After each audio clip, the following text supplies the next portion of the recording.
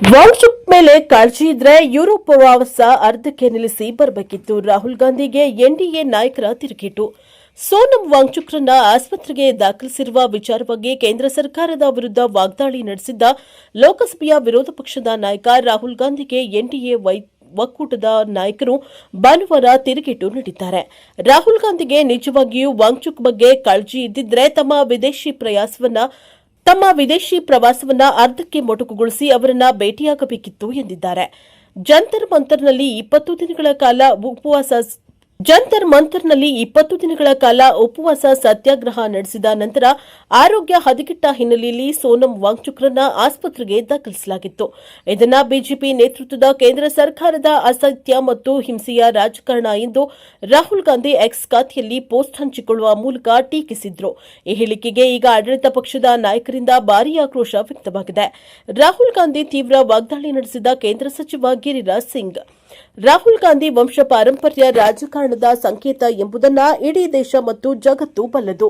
ನೆಹರು ಕುಟುಂಬವನ್ನು ಹೊರತುಪಡಿಸಿ ಬೇರೆ ಯಾರಿಗೂ ರಾಜಕೀಯ ಮಾಡುವ ಹಕ್ಕಿಲ್ಲ ಎಂದು ಅವರು ಭಾವಿಸಿದ್ದಾರೆ.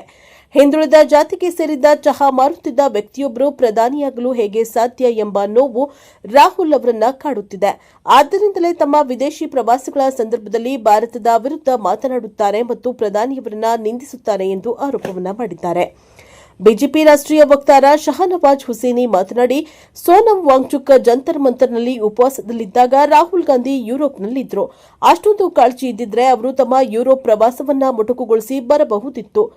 ಭಾರತಕ್ಕೆ ಮಾಡಿದ ನಂತರವೂ ಅವರು ಉತ್ತರಾಖಂಡಕ್ಕೆ ಹೋದರು. ಈಗ ಜನರು ಪ್ರಶ್ನಿಸ್ತಾ ಇರುವುದರಿಂದ ತಮ್ಮ ತಪ್ಪನ್ನ ಮುಚ್ಚಿಕೊಳ್ಳಲು ಟ್ವೀಟ್ ಮಾಡ್ತಾ ಇದ್ದಾರೆ ಎಂದರು. ಅಲ್ಲದೆ ಹೈಕೋರ್ಟ್ ನಿರ್ದೇಶನದಂತೆ ವಾಂಗ್ಚುಕ್ ಆರೋಗ್ಯದ ಹಿತದೃಷ್ಟಿಯಿಂದ ಮಾತ್ರ ಅವರನ್ನು ಆಸ್ಪತ್ರೆಗೆ ದಾಖಲಿಸಲಾಗಿದೆಯೇ ಹೊರತು ಬೇರೇನೂ ಅಲ್ಲ ಎಂದು ಸ್ಪಷ್ಟಪಡಿಸಿದ್ದಾರೆ.